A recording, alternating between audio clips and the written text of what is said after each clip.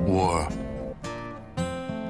As I walked out in the streets of New Reno. War never changes. As I walked out in New Reno. Hey guys, Rye here.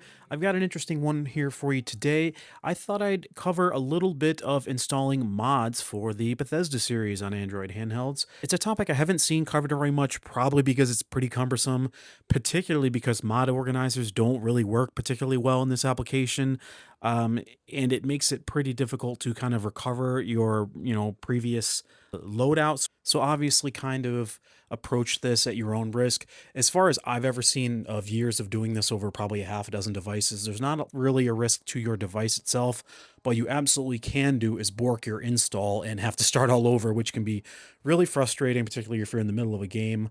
But we're going to talk about ways to mitigate that. I will give a couple of high-level recommendations, but, there's some people out there that want to play Skyrim and have Thomas the Tank Engine, in place of all the dragons, and that's not really the kind of mod that I necessarily do, but you certainly can. So I will cover a couple of high-level things, but modding is very personal, as well as a very manual process, the way that I do things. So that requires sort of a great deal of patience. I will cover kind of a high level way of approaching this, but there is a lot of trial and error involved, particularly if you want to get adventurous with your mods. I will cover some ways to kind of mitigate, ways to screw things up, but once again, take this on at your own discretion. A lot of the sort of general overview of modding with Bethesda games will be in common with the other games, but today I'm going to be starting with Fallout New Vegas. It's one of the most popular titles that people play on these, as well as probably the title that benefits from mods the most. Before we get started, you're really going to want to get yourself a mouse and keyboard combination. Something like this can work really well if you have a dongle.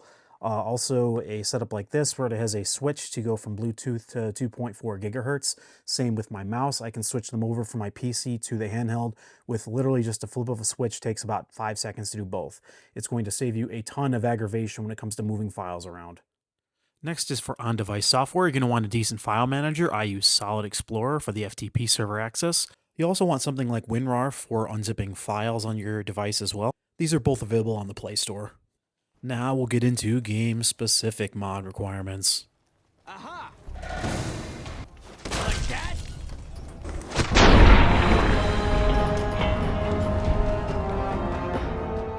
These games generally have a script extender to enable most mod functionality, so you're going to want to go ahead and grab the one for New Vegas from their GitHub, or I will link that below. You want to grab the latest version. Once you have the latest version downloaded, you'll want to go ahead and open up WinRAR and extract that to your downloads folder. Then you go on over to your File Explorer, where I recommend you create a temporary staging folder on your device's hard drive. Mine is called PC and then mods, where you're going to want to move NVSE. Next, you want to go into your PC emulator. In this case, it's GameHub Lite for me, and open up the desktop container, and then open up your temporary staging folder where you put NVSE. And you want to go ahead and grab all of these items, right click and hit copy. Then you want to go into your game folder. It is always the X drive on GameHub Lite. Right click and paste all of those NVSC items over. Then if you'll scroll down, you'll see them all here in our main GameHub folder. So we're all done bringing in NVSC. Next, you want to go to nexusmods.com and create yourself a login if you don't already have one. With a couple of exceptions, this is sort of your one-stop shop for most mods, particularly with these games. From there, you want to use the site's search functionality to find the game you're looking for. In this case, it's Fallout New Vegas. If you click the upper left-hand corner with the 3 lines there, you'll be able to see any games you've been modding so far. Once you've done all that, you can browse the categories to find the type of mod you're looking for, or use the search functionality. In this case, I wanted to start with a pretty easy one. This is just for sort of the general textures of the game. NMC's texture pack for New Vegas. It is actually a fairly large 3-part texture pack. These 3 packs are about a gig a piece before you even unzip them, so they're pretty large, so keep that in mind if you want to do really any kind of visual mods, particularly this one with New Vegas. So you want to hit manual download on those and go ahead and unzip them with WinRAR into the download folder. Here's another one, Vert's Wasteland Floor and Terrain Overhaul. This one drastically improves the trees and sort of general foliage. It's a real similar install to that of the texture pack, so we're going to grab this one right now too. Once those are unzipped with WinRAR, you want to move them into your PC staging folder, and then go back into GameHub Lite, and then open the container for this game, and then grab all these files and copy them. The texture pack will just have the meshes and textures folder and not that ESP file, but we do need that ESP file for verts. So you want to copy them and go into the data folder within the game on the X drive and then paste them.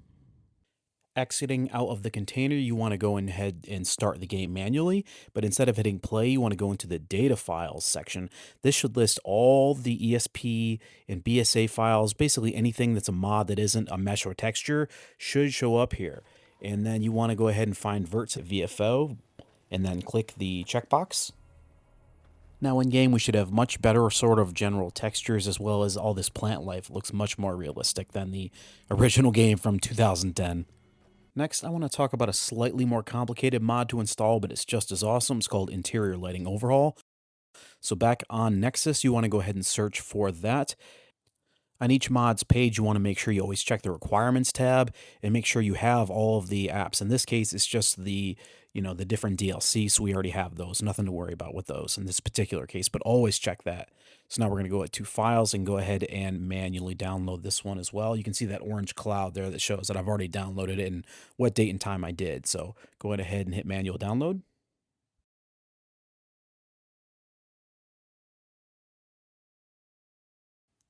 Just like before, we want to go ahead and unzip this in WinRAR and then extract it to the download folder.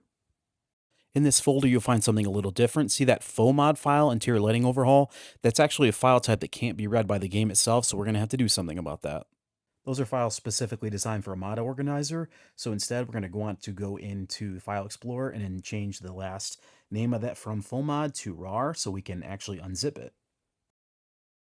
Now we want to go back into WinRAR again and find our newly renamed file and extract that one as well. And then from here, you'll see we've got a bunch of folders instead of that FOMOD file. We've got a nice patch folder here, which we can be used, if you have specific patches, in this case, like Nevada Skies, which I don't use because I have issues with it. I'll explain that another time. But right now we want to go back out of this one and go to the cores file. And then we're going to see the files we're specifically looking for. In this case, you want to grab everything that doesn't say no DLC on it, basically. You also want to go into the extras folder and grab the Pip-Boy Lite and the GS Shack.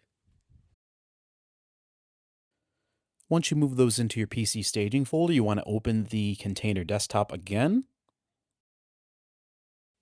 Here's where you want to grab those core files as well as the ones from the extras that I mentioned and move them from your staging folder on into the data folder and then paste them in. So as you can see here now in the data folder, we've got those 3 ILO files, the 2 extras, the base one, the core LP38, and the Ultimate Edition file.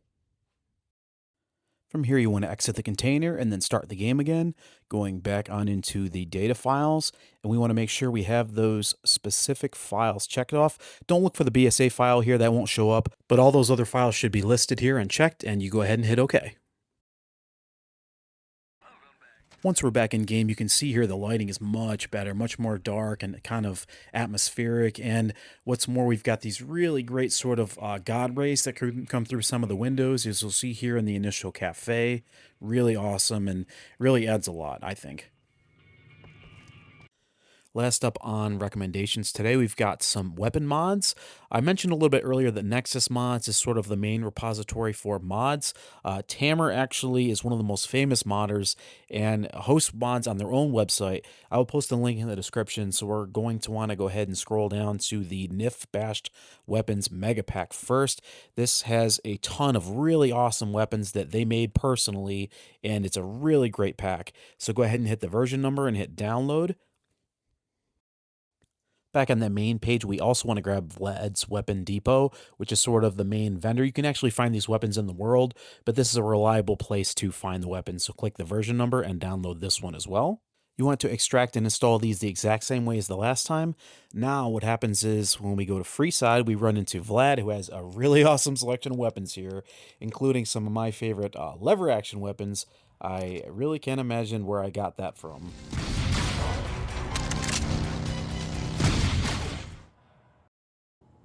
I will be here. So now in this case, I have a really ridiculous lever action M16 just because.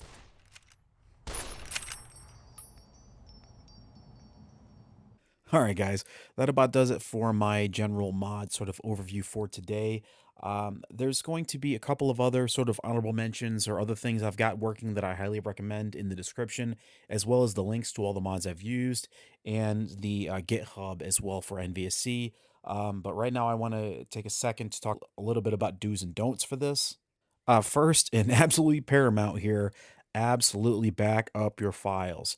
That big data folder inside your game folder, you absolutely need to save that. Every single time you have a working loadout, you need to make sure that's saved somewhere, whether it's on your device or use the FTP server and save it on your PC, because if that's overwritten, then yeah, you're screwed. You need to start all over on your game install. That way, you always have a functional backup that you can fall back on if you need to. Likewise, in the same vein, do not go and install like 20 or 30 mods or something all at one time. You want to do maybe 2 or 3 at a time and then test your config and make sure it still works before you go ahead and install more. That way you can also troubleshoot and isolate which mods are giving you trouble if the game crashes.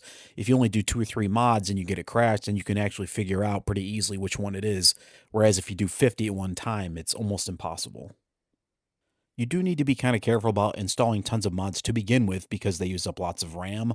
It's less of an issue with New Vegas because it's such an old game. The original game ran off like 2 gigabytes of RAM in the first place, so it's less of an issue here, but much more so an issue when you get into things like Skyrim or Fallout 4. Lastly, I mentioned this a little bit in the beginning, but go into this with an open mind, have some patience. This is a tinkerer's hobby. If something breaks, don't freak out. Try to go step by step and figure out how it happened and isolate and make sure you have a backup so you have something to fall back on. All right, enough of that bullshit. Anyway, thanks for watching the video today, guys. Even if you don't want to try this yourself, I hope you learned something interesting. I will see you next time. Check it out, between the dumpsters there. Nah, just some idiot that wandered down the wrong alley. Sound familiar?